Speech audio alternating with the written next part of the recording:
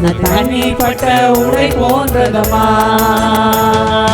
துன்பமா துயரமா, அது தனிப்பட்ட உடை போன்றதமா. காற்றடிச்சா வெயில் வந்தா காய்ந்து போய்விடும் கலங்காதே. காற்றடிச்சா வெயில் வந்தா காய்ந்து போய்விடும் கலங்காதே. துன்பமா துயரமா, அது தனிப்பட்ட உடை போன்றதமா. துன்பமா துயரமா, அது தனிப்பட்ட உடை போன்றதமா.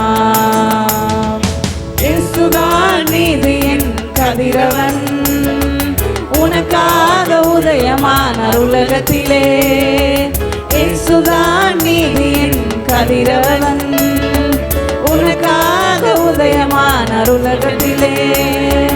நம்பி வா வெளிச்சம் தேடி வா, நம்பி வா வெளிச்சம் தேடி வா. உன் துக்க நாட்கள் இன்றோடு முடிந்தது, உன் துக்க நாட்கள் இன்றோடு முடிந்தது.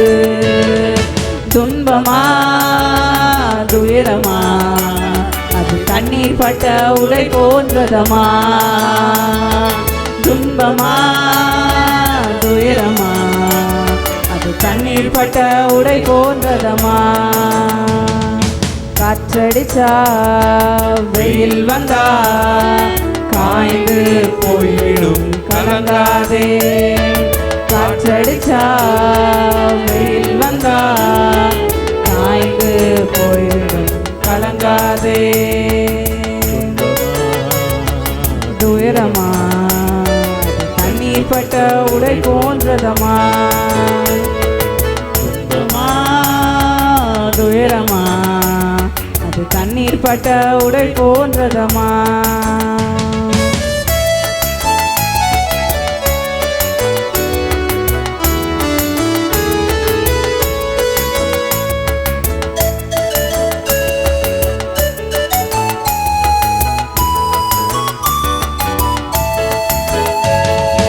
இழந்து போனதை தேடி இயேசு வந்தார், இளைப்பாறுதல் தருவேன் என்று சொன்னார். இழந்து போனதை தேடி இயேசு வந்தார், இளைப்பாறுதல் தருவேன் என்று சொன்னார். எழுந்து வா போதும் பயந்தது, எழுந்து வா போதும் பயந்தது. உன் புயல் காற்று இன்றோடு ஒளிந்தது, உன் புயல் காற்று இன்றோடு ஒளிந்தது. துன்பமா துயரமா, அது தண்ணீர் பட்ட உடை போன்றதமா. துன்பமா துயரமா, அது தண்ணீர் பட்ட உடை போன்றதமா.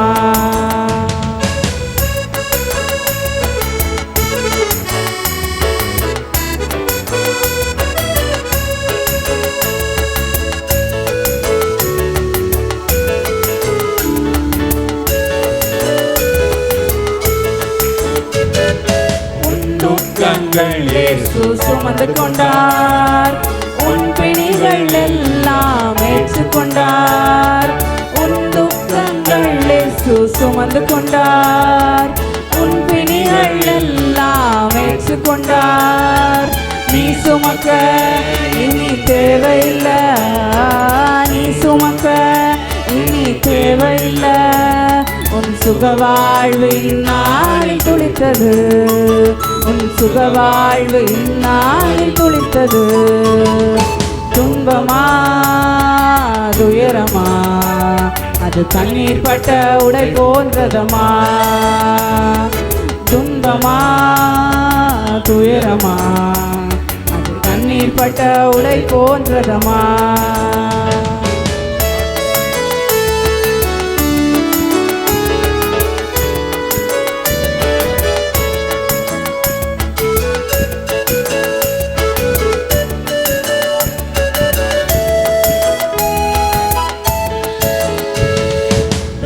சிந்துதல் இல்லாமல் மன்னிப்பு இல்ல, இயேசு நாமம் நாமம் சொல்லாமல் மீட்பு இல்ல, ரத்தம் சிந்துதல் இல்லாமல் மன்னிப்பு இல்ல, இயேசு நாமம் சொல்லாமல் மீட்பு இல்ல.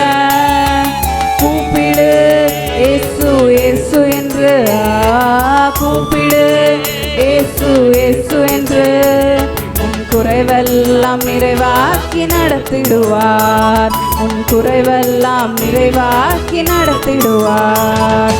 துன்பமா துயரமா அது தண்ணீர் பட்ட உடை போன்றதமா, துன்பமா துயரமா அது தண்ணீர் பட்ட உடை போன்றதமா. காற்றடிச்சா வெயில் வந்தா காய்ந்து போய்விடும் கலங்காதே, காற்றடிச்சா வெயில் வந்தா காய்ந்து போய்விடும் கலங்காதே. துன்பமா துயரமா அது கண்ணீர் பட்ட உடை போன்றதமா, துன்பமா துயரமா அது தண்ணீர் பட்ட உடை போன்றதமா. நான் விடாய்த்த ஆத்துமாவை சம்பூர்ணம் அடைய பண்ணி தொய்ந்த எல்லா ஆத்துமாவையும் நிரப்புவேன். அருமையான வாக்கு தத்தம். இந்த வாக்கு தத்தம் நம்முடைய ஆத்துமாவுக்காக கொடுக்கப்படுகிற ஒரு நல்ல வாக்கு தத்தம். எரேமியா 31 அதிகாரம் மிக சிறப்பு வாய்ந்த ஒரு அதிகாரம். ஏன் தெரியுமா? சிறையிருப்பில் இருந்து வந்த ஜனங்கள், அங்கே மீதியாக இருக்கிற கொஞ்சம் ஜனங்கள், இவர்களுக்கெல்லாம் கர்த்தர் நல்ல வார்த்தையை சொல்லி அவர்களை தேர்தல் பண்ணுவதை இந்த அதிகாரத்திலே நாம் வாசிக்கிறோம். எரேமியா தீர்க்கதரிசி இஸ்ரவேலின் காலங்களிலே மிக கஷ்டமான காலத்திலே கொடுக்கப்பட்ட ஒரு தீர்க்கதரிசி. எரேமியா தீர்க்கதரிசி அவனுடைய தீர்க்க தரிசனம் எல்லாம் எப்படி இருக்கும்? அந்த தீர்க்கதரிசியின் பெயரே கண்ணீரின் தீர்க்கதரிசி, ஆறுதலின் தீர்க்கதரிசி. ஏனென்றால் இஸ்ரவேல் ஜனங்கள் கர்த்தர் கொடுக்கிற அந்த நல்ல தேசத்தை பாழ் பண்ணி விட்டார்கள். அவரை பணிந்து கொள்ளாமல் விக்கிரகங்களை உண்டு பண்ணி பணிந்து கொண்டார்கள். கர்த்தருடைய கற்பனைகளை விட்டு விட்டார்கள். ஆகவே கர்த்தர் அவரை பல தேசங்களிலே அவர்களை சிதறடித்து போட்டார்.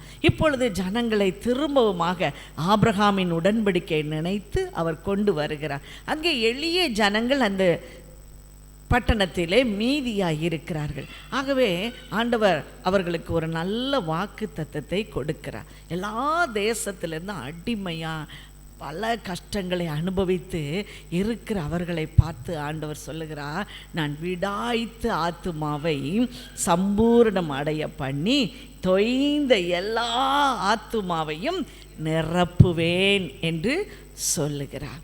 நம்ம கூட பாருங்கள், இந்த நாளில் நம்ம கூட அநேக கஷ்டங்கள் வழியாக நம்ம வந்து கொண்டு இருக்கிறோம். நோயில் கஷ்டப்படலாம், இல்லை வேறு விதமான பாடுகளில் கஷ்டப்படலாம், பிசாசினாலே கஷ்டப்படலாம், எதிரிகளினாலே சத்துருக்களினாலே கஷ்டப்படலாம், வேண்டாதவருடைய வார்த்தையினாலே நாம் கடினமான சூழ்நிலையில் இருக்கலாம், உறவினர்களெல்லாம் நம்மை விட்டு ஓடி விட்டதுனாலே தள்ளப்பட்ட ஒரு நிலைமையில் இருக்கலாம், ஒரு பக்கத்தில் கடன் பிரச்சனையினாலே நம்ம இருக்கலாம், இல்லாமையினாலே இருக்கலாம், ஏழ்மையினாலே இருக்கலாம், மற்றவர்களால் நிந்திக்கப்படுகிற ஒரு சூழலுக்குள்ளே நாம் இருக்கலாம்.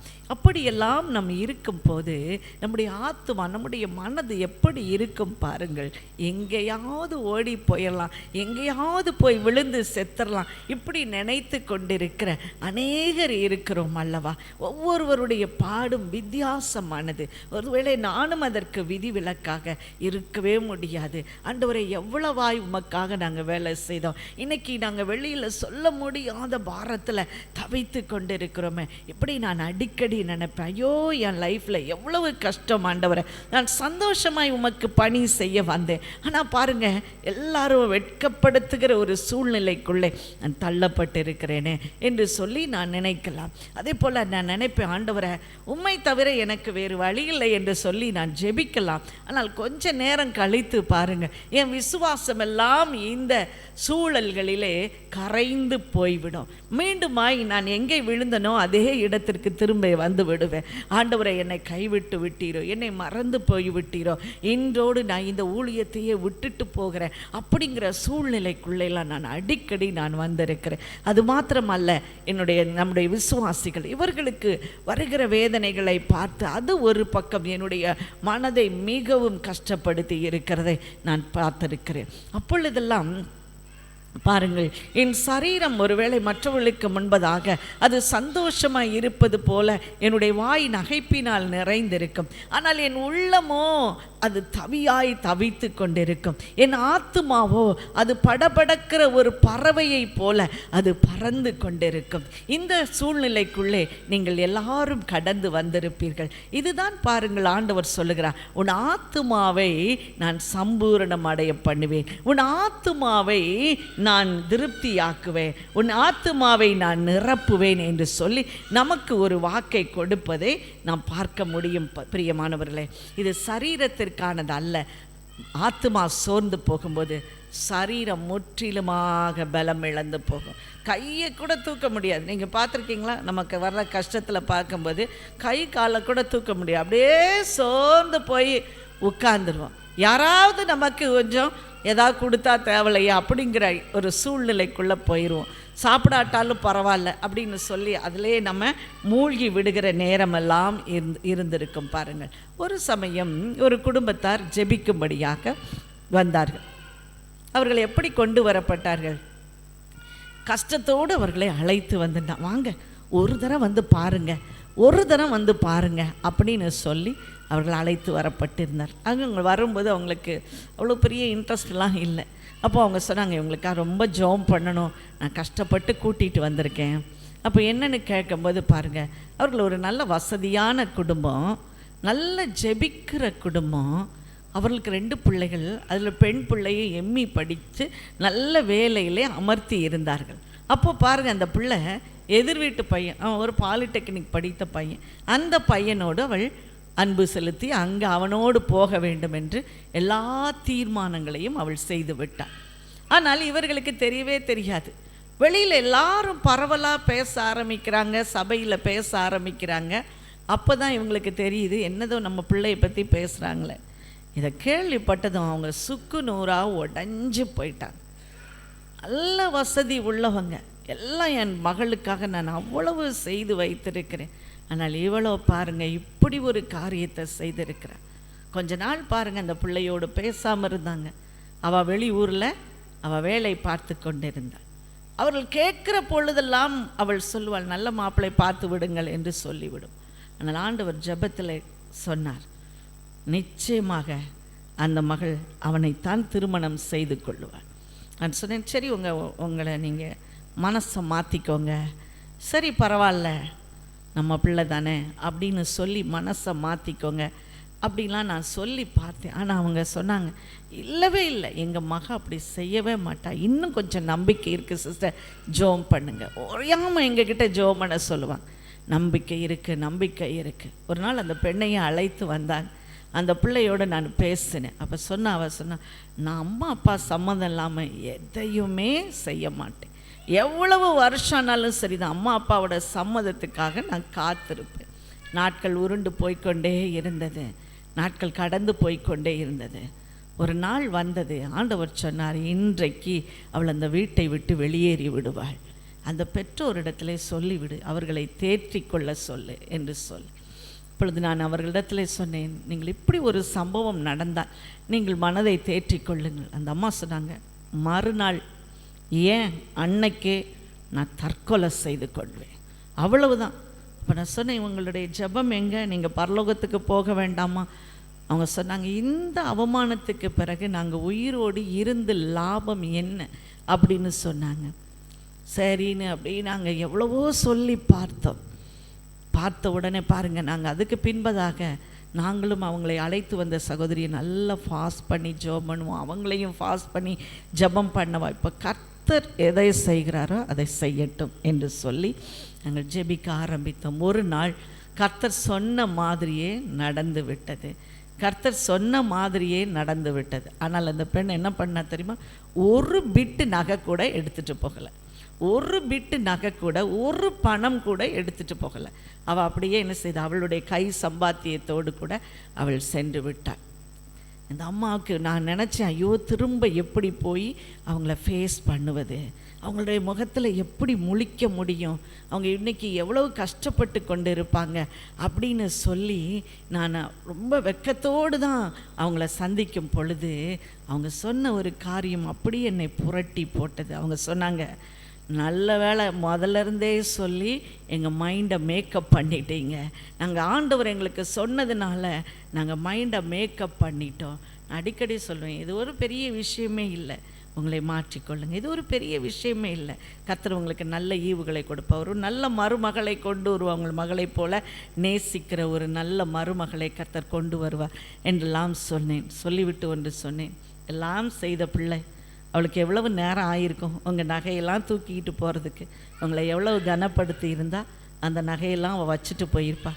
எதிர் வீடு தான், நினச்சிருந்தா அவள் கொண்டு போய் அங்கே வச்சிருக்கலாம் அப்படின்னு நாங்கள் சொன்ன உடனே அந்த அம்மா சொன்னாங்க, உலகம் தரக்கூடாத சமாதானத்தினால கர்த்தர் என் உள்ளத்தை நிரப்பினார், கர்த்தர் என் உள்ளத்தை நிரப்பினார். பாருங்கள், இப்படித்தான் நமக்கு கஷ்டம் வரும்போது அவமானப்பட்டுருவோமோ, அவமானம் வருதோ வரலையோ அதுக்கு முன்னாலே இங்கே செத்துருவோம், அதுக்கு முன்னாடி என்ன செஞ்சுருவோம், செத்துருவோம். அதனால தான் ஆண்டவர் சொன்னார், விடாய்த்த ஆத்துமாவை நான் சம்பூரணம் அடைய பண்ணி அவளை தொய்ந்த எல்லா ஆத்துமாவையும் நான் நிரப்புவேன் என்று சொன்னேன். அப்போ நான் சொன்னேன், சிஸ்டர் இப்போ நல்லா ஆயிட்டீங்க, இப்போ ஒரு கேள்வி கேட்குறேன். உங்கள் மகளுக்கு நீங்கள் பூரணமாக இந்த நகையெல்லாம் நீங்கள் செய்து வைத்திருக்கிறத எல்லாவற்றையும் நீங்கள் மனப்பூர்வமாய் கொடுப்பீர்களா? என்ன நான் சொல்லியிருப்பாங்கன்னு நினைக்கிறேன். பாருங்கள், அவங்க சொன்னாங்க, இப்பொழுதல்ல, இன்னும் சில காலம் ஆகட்டும், இன்னும் சில காலம் ஆகட்டும், அதன் பின்பு நாங்கள் அவளுக்கு செய்ய வேண்டியதை செய்ய கர்த்தருக்கு சித்தமானால் செய்வோம். அப்படின்னா அந்த ஆத்துமா எவ்வளவு கடினப்பட்டிருக்கும், எவ்வளவு சோகத்தை அனுபவிச்சிருக்கோம் பாருங்கள், எவ்வளவு சோகத்தை அது அனுபவித்திருக்கோம். இப்போ சொன்னாங்க, என் கூட ஒர்க் பண்ணுறவங்க முன்னால் நான் வெட்கப்பட்டு போயிட்டேனே, கூட ஒர்க் பண்ணுறவங்க முன்னால் நான் வெட்கப்பட்டு போயிட்டேனே. ஒரு நாள் அந்த சகோதரிகள் எல்லாரையும் பார்க்க கர்த்தர் கிருபை தந்தார். அவங்க ஒரு 4 டீச்சர்ஸ் தான் இருப்பாங்க. அப்போ அவங்க கூட பேசும்போது சொன்னேன், சிஸ்டர் நீங்கள் யாராவது இவங்களை கேவலமாக நினைக்கிறீங்களா? ஐயோ, நாங்கள் எப்படி நினைப்போம், எல்லார் வீட்லேயும் நடக்கிறது தானே, ரொம்ப பாவம், பரிதாபப்படுகிறோம், அவங்களுக்காக நாங்கள் ரொம்ப ஜெபம் பண்ணோம், அப்படியெல்லாம் நாங்கள் நினைக்கவே மாட்டோம், நாங்கள் ஒருவர் கூட குறை சொல்லலை. இந்த வார்த்தை பாருங்கள், இதுதான் விடாய்த்த ஆத்துமாவுக்கு கிடைத்த ஒரு நல்ல வார்த்தை. ஹல்லேலூயா! விடாய்த்த ஆத்துமாவுக்கு கிடைத்த ஒரு நல்ல ஒரு வார்த்தையாக இருக்கிறது. கர்த்தர் சொல்லுகிறார், இப்படித்தான் ஒரு மனிதர்களுடைய வார்த்தையே இவ்வளவு தூரம் அவர்களுடைய மனதை காயம் கட்டுமே, ஆனால் கர்த்தர் நம்மை காயம் கட்டுகிற பொழுது நாம் எவ்வளவு சந்தோஷம் அடைவோம் பாருங்கள். விடாய்த்த ஆத்துமாவை அவர் சம்பூரணம் அடைய பண்ணுகிற தேவன். 2 ஆத்துமாவை, 2 விதமான ஆத்துமாவின் உணர்ச்சிகளை குறித்து சொல்லப்பட்டிருக்கு. முதலாவது விடாய்த்த ஆத்துமா. இதற்கு ஒரு நல்ல உதாரணத்தை நம்ம வேதத்தில் வாசிக்கலாம். நியாயாதிபதிகள் 15ஆம் அதிகாரம் 16ஆம் வசனம். நியாயாதிபதிகள் 15ஆம் அதிகாரம் 16ஆம் வசனம். நீங்கள் அப்படியே உங்களுடைய கண்களை நீங்கள் ஓட விடுங்கள்.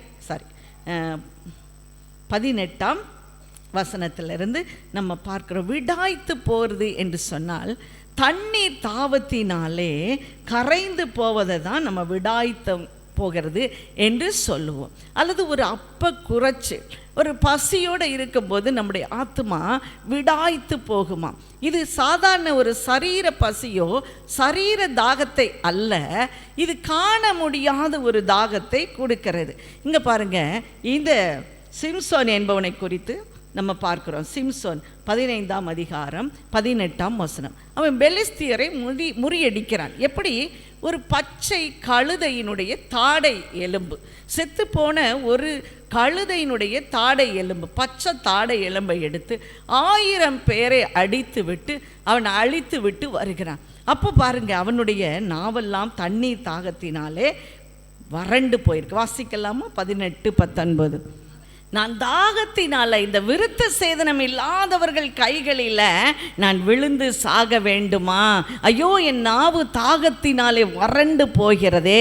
ஆண்டவர் பள்ளத்தாக்கில் இருந்து தண்ணீரை வரவிட்டார், அவன் என்னக்கோர் என்று சொல்லி அதற்கு பெயரிட்டான் என்று நம்ம பார்க்கிறோம். பிரியமானவர்களே, எவ்வளவு தாகமாக இருந்திருக்கிறோம். 1000 பேரை கொன்னவன் விடாய்த்து போனவனாய் வருகிறான். இதே போன்ற சம்பவத்தை நியாயாதிபதிகள் 8ஆம் அதிகாரத்தில் கிதியோனும் அவனோடு கூட இருந்தவர்களையும் நம்ம பார்க்க முடியும். பாருங்க, கிதியோன் அவன் அப்படியாக மீதியானியரை அவர்களோடு கூட அவன் போரிடும்படியாக போகிறான். அப்பொழுது அவன் சுக்கோத்தின் மனுஷரை கூப்பிட்டு அவன் சொல்லியிருக்கிறான்.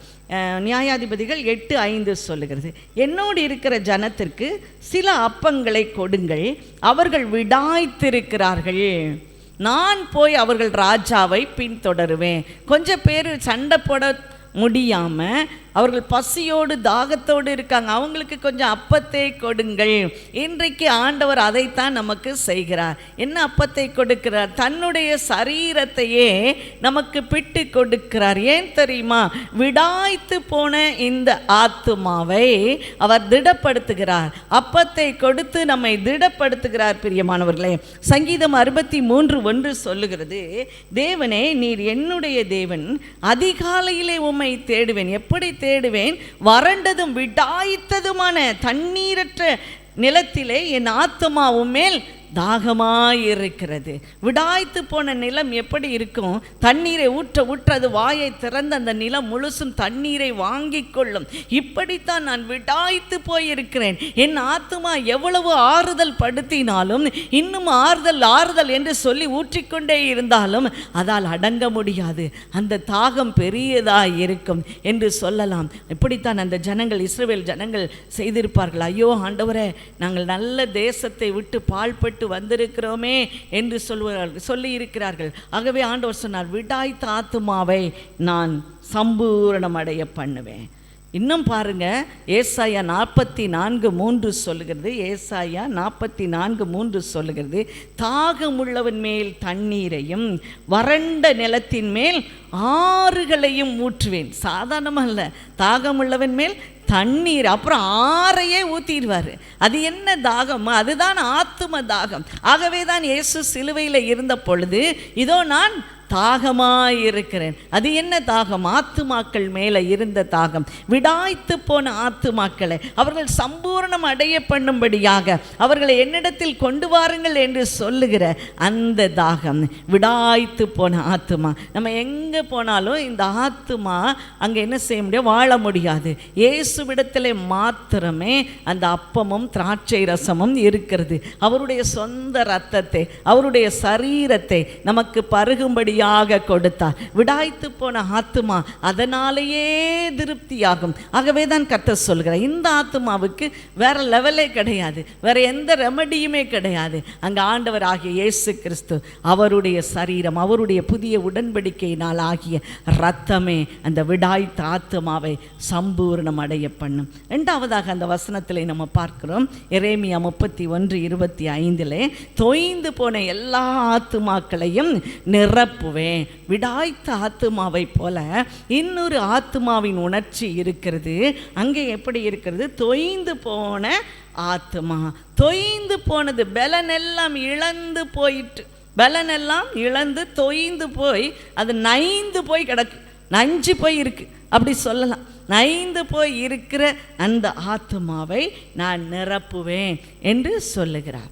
எப்படி நம்ம நஞ்சு போய் எப்போ தொய்ந்து போய் இருப்போம்? நிறையா நேரம் ட்ரை பண்ணி ஒரு காரியத்தை செய்து பலவிதமான உபாயங்களை எல்லாம் தேடி எடுத்து எல்லாம் செஞ்சு பார்த்து கடைசியில் தோல்வி என்று முடியும் பொழுது நம்முடைய ஆத்துமா தொய்ந்து போயிடும். எக்ஸாம் எழுதி இந்த முறை பாஸ் ஆயிடுவோம், தொய்ந்து போயிடும். இந்த முறை வேலை கிடச்சிரும், தொய்ந்து போயிடுவோம். இந்த முறை திருமண காரியம் தொய்ந்து போயிடுவோம். நல்ல ஒரு காரியம் என்ன தெரியுமா? நல்ல ஒரு உதாரணம் என்ன சொல்ல முடியும்? குழந்தை இல்லாத தம்பதியரை பாருங்க. இந்த மாதம் நமக்கு எப்படியாவது ஆண்டவர் நம்ம நினைச்சிட மாட்டாரா? இந்த மாதம் நினைத்திட மாட்டாரா? வருஷம் போயிட்டே இருக்கும். அவள் ஆத்துமாவெல்லாம் தொய்ந்து போய்விடும். பலமெல்லாம் சீ அப்படிங்கிற அளவுக்கு ஆயிரும். இதுக்கு மேலே என்ன செய்ய அப்படின்னு பலம் இழந்து போகிற அந்த தொய்ந்து போன ஆத்துமாவை நான் நிரப்புவேன் என்று சொல்லி ஆண்டவர் சொல்லுகிறார். அப்படின்னா என்னது? அந்த ஆத்துமாவுக்கு அதை எப்படி நிரப்புகிறார்? சரீர ஒரு ஆசீர்வாதத்தினாலே அந்த தொய்ந்து போன ஆத்துமாவை நிரப்புகிறவராய் இருக்கிறார். உதாரணத்துக்கு இஸ்ரவேல் ஜனங்களை குறித்து சங்கீதம் 107:4, 107:4-5. அவர்கள் தாபரிக்கும் ஊரை காணாமல் வனாந்தரத்திலே அவாந்திர வழியாய் பசியாகவும் தாகமாகவும் ஆத்துமா தொய்ந்ததாகவும் அலைந்து திரிந்தார்கள். இஸ்ரவேல் ஜனங்கள் அங்கே எப்படி திரிந்தாங்களாம் பாருங்க.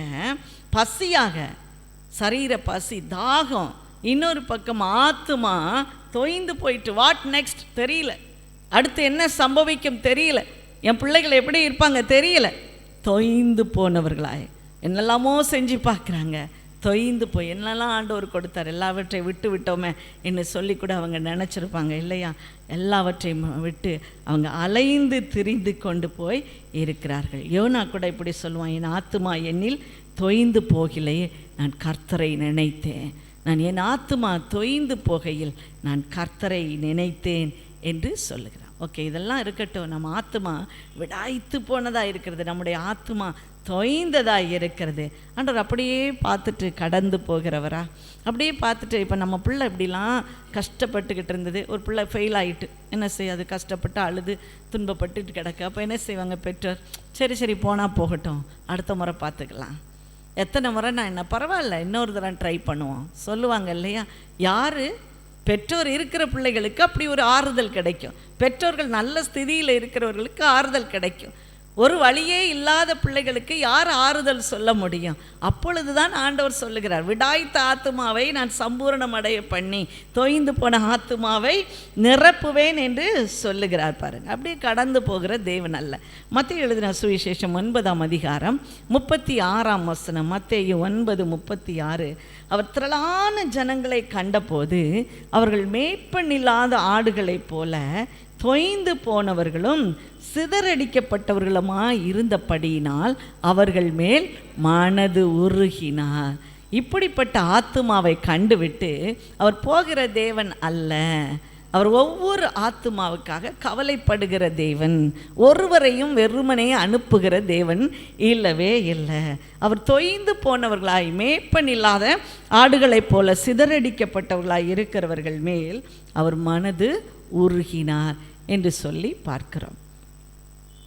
அப்படியே நம்ம 1 ராஜாக்கள் 17ஆம் அதிகாரத்தில் நம்ம 12ஆம் வசனத்தில் நம்ம எடுத்து பார்த்தோன்னா அங்கே சாரிபாத் விதவை, அந்த விதவையும் எலியா தீர்க்கதரிசிக்கும் இடையே நடக்கிற ஒரு உரையாடல். இங்கே பாருங்கள், இந்த சாரிபாத் விதவை, அவளுக்கு ஒரு மகன் இருக்கிறான்.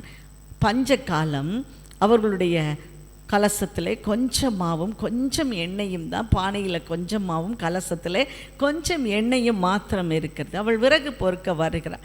எலியா கேட்கிறார், எனக்கு கொஞ்சம் ஒரு அடையை சுட்டு கொண்டு வா. அவள் சொல்லுகிறார், கொஞ்சம் மாவும் கொஞ்சம் எண்ணெயும் தான் இருக்குது, நான் அதில் ஒரு அடையை பண்ணி நானும் என் பிள்ளையும் என்ன செய்ய போகிறோம், சாக போகிறோம் என்று சொல்லுகிறாள். பாருங்க,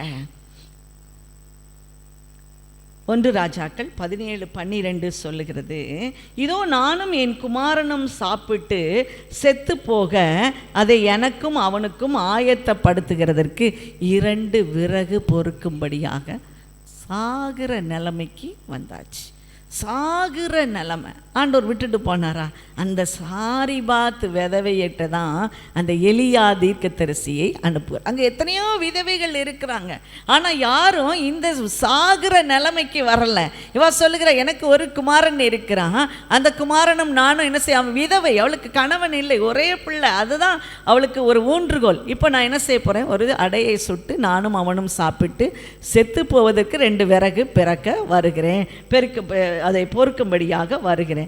ஆனால் இந்த எலியா சொல்கிறான், ஆனாலும் அதிலே முதல் அடையை எனக்கு கொண்டு வா, அதிலே முதல் அடையை எனக்கு கொண்டு வா. இவ அதன்படியே செய்தாள். தேசத்தில் மழை வருகிற வரைக்கும் அந்த பானையிலே மாவு குறையவும் இல்லை, எண்ணெயிலே கலசம் தீர்ந்து போகவும் இல்லை, செலவழிந்து போகவும் இல்லை. ஆராதனை இயேசுவே.